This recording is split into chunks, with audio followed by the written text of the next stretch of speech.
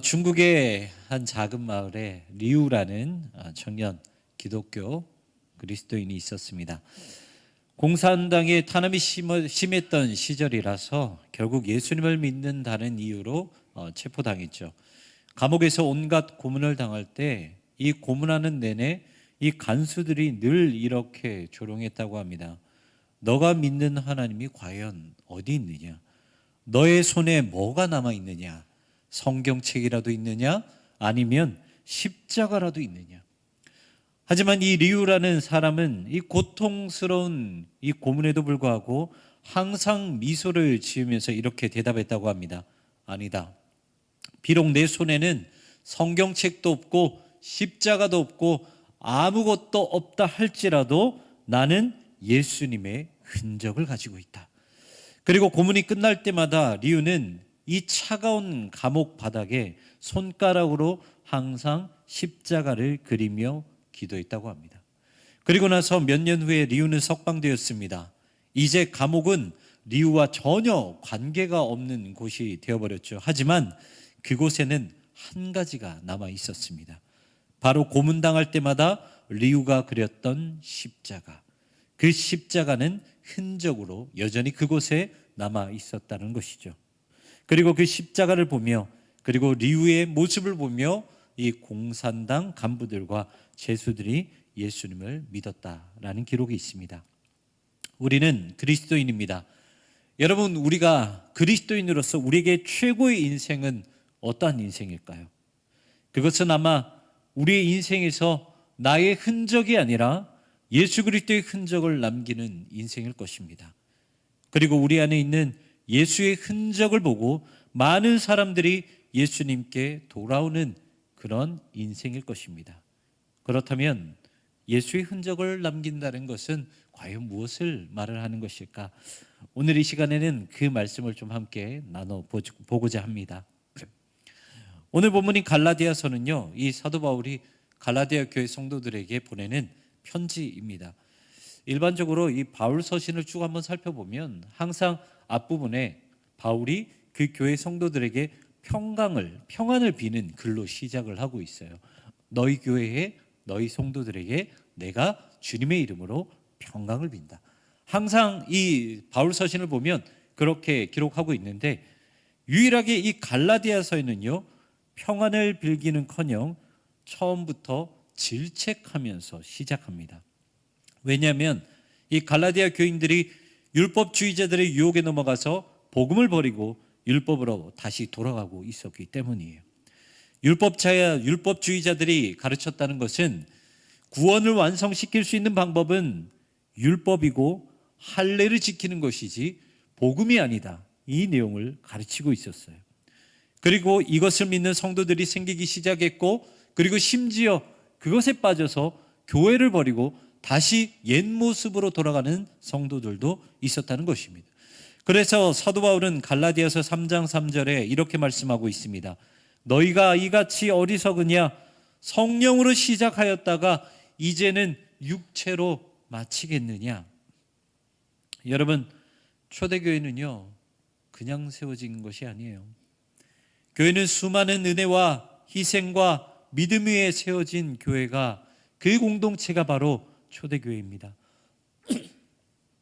예수 그리스도의 십자가, 죽음과 부활, 그리고 그 복음을 지키기 위한 희생, 그리고 그 위에 역사하시는 성령님의 역사, 이 모든 것들 위에 세워진 것이 바로 이 초대교회라는 것이죠.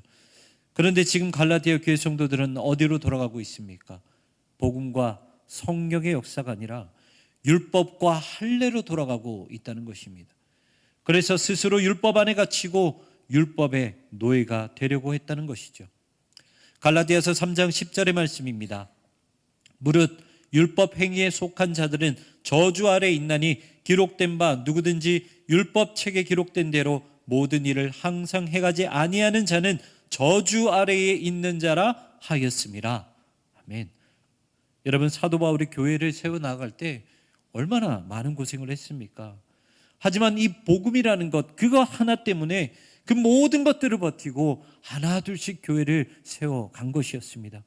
그래서 사도 바울은 안타까워하는 심정으로 그들에게 이렇게 말합니다. 여러분, 우리가 언제부터 율법과 할례로 의인이 되었습니까? 우리는 주님을 믿는 믿음으로 의인이 된 것입니다.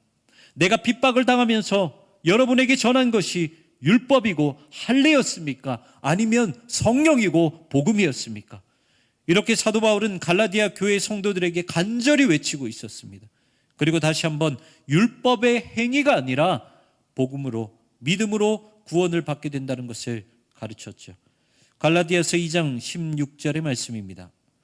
사람이 의롭게 되는 것은 율법의 행위로 말미암음이 아니요 오직 예수 그리스도를 믿음으로 말미암은 줄을 알므로 우리도 그리스도 예수를 믿나니 이는 우리가 율법의 행위로서가 아니고 그리스도를 믿음으로써 의롭다 함을 얻으려 함이라.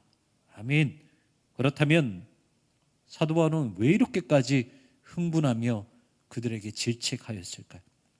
그냥 다시 권면하고 다시 성경 교육하고 다시 한번 훈련을 하면 되었는데 왜 사도 바울은 이렇게까지 흥분하며 그들을 질책하고 그들을 평가했을까? 그것은요, 사도 바울이 그런 인생을 살아봤기 때문이에요. 그것도 그냥 율법을 지키는 정도가 아니라 누구보다 율법을 진리라고 믿고 따라온 강한 율법주의자가 사도 바울이었기 때문이죠. 여러분, 율법이 무엇입니까? 로마서 3장 20절에 율법에 대해서 이렇게 말씀하십니다. 그러므로 율법의 행위로 그의 앞에 의롭다 하심을 얻은 육체가 없나니 율법으로는 죄를 깨달음이니라. 하나님이 주시는 율법은 원래 완전한 것이었습니다. 하지만 율법을 온전히 지킬 수 있는 사람이 없었기 때문에 율법은 그저 죄를 깨닫게 하는 도구였을 뿐이었죠. 그리고 율법주의자들과 바리새인들은 그 율법을 어떻게 사용했습니까? 율법을 지키도록 다른 이들에게 강요했어요. 그리고 자신들의 권력을 높이는데 율법을 사용하였습니다. 그래서 율법을 지키지 않으면 철저하게 정죄하면서 하나님의 말씀으로 그들을 세운 것이 아니라 많은 사람들에게 상처를 주었다는 것이죠. 여러분, 원래 사도 바울이 이러한 사람이었습니다. 율법만이 진리라고 여기면서 스데반과 같은 사람들을 죽이는 데 율법을 사용하였고 율법으로 사람들을 핍박하면서 그 사람들을 잡기 위해 온갖 수단과 방법을 가리지 않았던 사람, 그 사람이 바로 사도 바울이었다라는 것이죠. 사도 바울은 분명 율법이 진리라고 생각했지만 율법을 모르는 자들보다 오히려 더 세속적이고 악하였다는 것입니다. 여러분, 율법이 만약 진리였다면 많은 사람들이 율법을 따르고 율법을 듣기 위해 몰려들어야 하는데 오히려 그 율법 때문에 많은 사람들이 상처를 입고 떠나가게 되었다는 것이죠. 그렇다면 여러분들에게 질문해 보겠습니다. 여러분은 어떠한 사람입니까? 얼마 전 유튜브를 보는데 이혼숙녀라는 프로그램을 한번 본 적이 있습니다. 이 프로그램을 보니까 정말 살벌하더라고요. 거의 이혼 직전까지 간 부부를 다시 그 프로그램에 참여시켜서 회복시키는 그런 프로그램인데 여러 가지 그 치료 방법 중에서 거울 치료 방법이라는 것이 있었습니다. 방송에 나오는 이 배우 두 명이 부부의 모습을 그대로 재현해서 자신의 모습을 보게끔 만드는 치료 방법이었어요. 그리고 그 모습을 보면서 부부는 많은 충격을 받게 됩니다. 만약 우리가 우리의 모습을 본다면 우리는 어떠한 모습일까요? 복음을 가지고 살아가는 그리스도인일까요? 아니면 여전히 율법을 가지고 살아가는 그리스도인일까요? 여기서 우리가 누구인지, 우리가 어떤 사람인지 쉽게 파악할 수 있는 방법이 있습니다. 무엇이냐면 그리스도인으로서 살아가면서 우리가 공격하느냐, 공격을 당하느냐, 아니면 피해를 주느냐, 아니면 희생을 당하느냐, 우리의 이런 모습을 보면 우리가 복음을 가지고 살아가는 그리스도인이냐, 아니면 율법을 가지고 살아가는 그리스도인이냐, 그것을 쉽게 알 수 있다는 것이죠. 여러분, 성경은요, 예수님은 이 땅 가운데 그냥 오신 것이 아니라 율법의 완성으로 오셨다라고 말씀하셨습니다. 하지만 예수님은 그 누구도 단 한 번 정죄하지 않고 공격하지 않으셨어요. 오히려 공격당하고 희생당하셨다는 것이죠. 여러분, 만약 예수님이요 이 율법을 가지고 우리를 정죄하셨다면 십자가 위에는 예수님이 아니라 온 인류가 올라가야 했다는 것이죠. 하지만 십자가 위에는 누가 올라갔습니까? 인류가 아니라 예수님이 올라가셨다는 거예요. 그런데요, 참 아이러니하죠. 사람들은 이렇게 핍박받는 예수님을 보고 어떻게 하였습니까? 그 예수님께로 몰려들었다는 거예요. 율법과는 전혀 다르게 예수님이 가시는 곳에는, 그리고 복음이 선포되는 곳에는 언제나 사람들이 몰려들었다는 것입니다. 왜 그렇습니까? 그것이 진리라는 것을 알았기 때문에. 아무리 예수님을 모르고 아무리 복음을 모른다 할지라도 그것이 누가 봐도 진리라는 것을 알았기 때문에 예수님이 계시는 곳이라면, 복음이 선포되는 곳이라면 사람들은 몰려들었다라는 것입니다. 그렇다면 율법이 진리라고 생각했던 이 사도 바울은 어떻게 변화되었던 것일까요? 사도행전 9장 4절과 5절의 말씀입니다. 땅에 엎드려져 들으매 소리가 있어 이르시되 사울아 사울아 내가 어찌하여 나를 박해하느냐 하시거늘 대답하되 주여 누구시나이까? 이르시되 나는 너가 박해하는 예수라. 사도 바울은 그리스도인들을 정죄하기 위해 다메섹으로 올라가고 있었습니다. 그리고 그 가운데에서 예수님을 만나게 되죠. 그런데요, 이 사도 바울은 단순히 예수님을 만난 것 때문에 변화되지 않았어요. 사도행전 9장의 내용을 쭉 보시면 사도 바울이 예수님을 만나고 나서 겪게 되는 사건이 하나 있습니다. 사도행전 9장 8절과 9절 말씀입니다. 사울이 땅에서 일어나 눈은 떴으나 아무것도 보지 못하고 사람의 손에 끌려 다메섹으로 들어가서 사흘 동안 보지 못하고 먹지도 마시지도 아니하니라. 예수님을 만나고 나서 사도 바울에게 무슨 일이 일어났냐면 3일 동안 먹지도 마시지도 보지도 못하게 되었다는 거예요. 한마디로 완전히 멈추게 되었다는 것이죠. 완전히 셧다운 되었다는 것입니다. 이 설교를 준비하면서 심장 수술에 대해서 한번 알아봤어요. 이 심장 수술은 여러 가지 수술이 있는데 그 여러 가지 것들 중에서 심장을 잠깐 멈추는 수술이 몇 가지가 있습니다. 그런데 왜 이렇게 굳이 심장을 멈추면서까지 이 수술을 해야 될까? 이제 이게 궁금해가지고 한번 찾아봤더니 크게 한 3가지 정도 이유가 있더라고요. 첫 번째는 정밀한 수술을 해야 하는 경우에 심장을 잠깐 멈춘대요. 그리고 두 번째는 혈액이 없는 깨끗한 환경을 만들어야 할 때 잠깐 멈춘다고 합니다.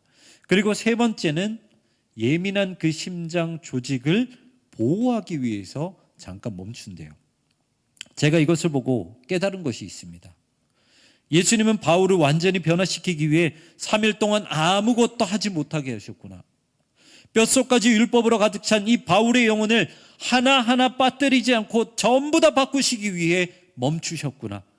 더 이상 율법이 아니라 그리스도의 보혈과 복음으로 채워진 인생으로 변화시키기 위해 멈추셨고, 무엇보다 바울의 인생을 그대로 사용하셔서 이방인의 사도로 세우기 위해 하나님은 그의 인생을 멈추셨구나.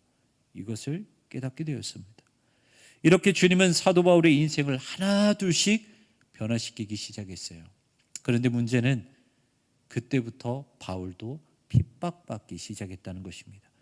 고린도서 11장 내용을 보면요, 사도 바울이 복음 때문에 어떤 인생을 살았는지 쭉 기록이 되어 있어요. 사도 바울이 이렇게 고백하죠. 나는 매도 수도 없이 맞았고 돌도 맞아봤고 동족들과 이방인들에게 협박도 당해봤다. 그리고 목마르고 굶주리고 추운 환경 가운데 펄펄 떨면서 복음을 전하였다. 이렇게 고백하는 글들이 참 많이 기록되어 있습니다. 여러분, 사도 바울이요, 아무리 예전에 잘 나갔던 율법주의 그리고 이 바리새인이라고 했더라도요, 복음을 믿기 시작하니까 바울 역시 공격의 대상이 되었다는 거예요. 그래서 이전에는 다른 이들에게 상처를 주는 인생으로 살았다면 지금은 복음 때문에 핍박받고 상처 입는 인생으로 바뀌었다는 것입니다. 하지만 참 신기하죠. 사도 바울은 이렇게 완전히 변화된 인생, 핍박받고 희생당하는 인생으로 변화되었음에도 불구하고 그 모든 것들에 감사한다라고 고백하고 있습니다. 오늘 본문 14절의 말씀입니다. 그러나 내게는 우리 주 예수 그리스도의 십자가 외에 결코 자랑할 것이 없으니 그리스도로 말미암아 세상이 나를 대하여 십자가에 못 박히고 내가 또한 세상을 대하여 그러하니라. 아멘. 사도 바울은 지금까지 최고라고 여겼던 모든 것들을 배설물로 여기고 이제 예수 그리스도의 십자가만 자랑할 것이라 고백하고 있습니다. 다시 말해 예수 그리스도의 십자가를 따르는 인생이 되었기 때문에 그것 때문에 상처를 받는다 할지라도 결코 그것을 두려워하지 않겠다, 결코 그것을 감사하는 인생으로 살아가겠다라고 고백했던 것이었습니다. 그렇다면 사도 바울은 어떻게 이렇게 변화된 인생을 살 수 있었을까요? 그것은 율법이 아니라 예수님께서 사도 바울의 주인이 되었기 때문입니다. 이것을 세 가지로 말씀드리겠습니다. 첫 번째는 예수님은 바울의 주인이 되셨기 때문입니다. 이 말을 바꿔서 이야기하면 바울은 예수님의 종이 되었다는 거예요. 종은 자신의 생각과 뜻을 말할 수 없고 오직 주인이 시키는 대로만 해야 하는 존재입니다. 같은 사람이지만 종의 인생은 오직 주인에게만 달려있다는 것이죠. 마찬가지였습니다. 지금까지 사도 바울을 지배하는 것은 율법이었어요. 하지만 이제는 율법이 아니라 예수께서 주인이 된 인생, 예수님께서 모든 것을 주관하는 인생이 되었다는 것이죠. 그리고 바울은 그 예수 그리스도로 인해 새롭게 만들어졌다는 것입니다. 그리고 두 번째는 바울이 주님 안에 있었기 때문이죠. 바울은 예수님을 만나고 나서 주님 안에 머무는 인생이 되었습니다. 주님 안에 있다는 것은 이 평강이 그 안에 머문다는 것입니다. 어떤 풍랑이 와도, 어떤 고난이 와도, 어떤 폭풍이 와도 우리가 주님 안에 있다면 우리는 평안할 수밖에 없죠. 갈릴리 호수 가운데서 광풍을 만난 제자들은 두려움을 경험할 수밖에 없었습니다. 하지만 예수님께서 그 배에 오르셨을 때, 그리고 파도야 잠잠하라라고 선포하였을 때 그것은 한순간에 평안한 호수가 되었다는 것입니다. 여러분, 사도 바울의 인생을 보십시오. 상처 주는 인생에서 한순간에 상처받는 인생이 되었습니다. 하지만 사도 바울의 고백은 절대로 흔들리지 않았어요. 핍박받고 상처를 입어도 이전의 모든 것들을 배설물로 여겼다는 것입니다. 그렇다면 이 모든 것들이 어떻게 가능했습니까? 주인된 인생, 주님 안에 머무는 사도 바울이었기 때문에 가능했다는 것입니다. 그리고 마지막 세 번째로 바울은 주님의 사람이 되었기 때문이죠. 바울의 시작은 가말리엘이라는 석학에게 율법을 배운 뛰어난 제자, 뛰어난 바리새인, 누구보다 율법을 진리라고 여겼던 뛰어난 유대인이었습니다. 하지만 바울의 마지막은 무엇이었습니까? 주님께서 세우신 이방인의 사도였습니다. 처음은 비록 핍박하고 상처 주는 사람이었지만 바울의 인생은 결국 주님의 사람으로 변화되었다는 것이죠. 그리고 일평생 복음을 전하는 인생을 살아가게 되었다는 것입니다. 오늘 설교의 제목은 예수 그리스도의 흔적입니다. 흔적이라는 말은 지나온 삶의 발자취이기도 하고 무엇인가 생각나게 만드는 것도 흔적이라 말할 수 있습니다. 사도 바울은 오늘 본문에서 내 몸에 예수의 흔적을 지니고 있다라고 고백하였습니다. 그렇다면 사도 바울에게 예수의 흔적은 무엇을 말할까요? 율법을 가지고 다른 사람들을 핍박했던 자신의 모습, 예수님을 만나 모든 것이 멈춰버렸던 자신의 모습, 복음을 가지고 수많은 폭행과 상처 입은 자신의 모습, 그리고 마지막으로 복음을 들고 이방인의 사도로 나선 자신의 모습, 이 모든 것들이 사도 바울에게 흔적으로 남았다는 것입니다. 그리고 사도 바울은 이 모든 흔적들을 통해 평생 복음을 전하는 인생으로 살아갔다라는 것이죠. 여러분에게 새겨진 예수님의 흔적은 무엇입니까? 무엇이 여러분으로 하여금 예수님을 생각하게 만드십니까? 사순절 기간 십자가를 바라보며 여러분의 발자취를 한번 떠올려 보시길 바랍니다. 그리고 그 흔적들을 통해 다시 한번 주님을 위한 인생, 복음을 위한 인생을 살아가시는 여러분 되시기를 주님의 이름으로 축원합니다. 아멘.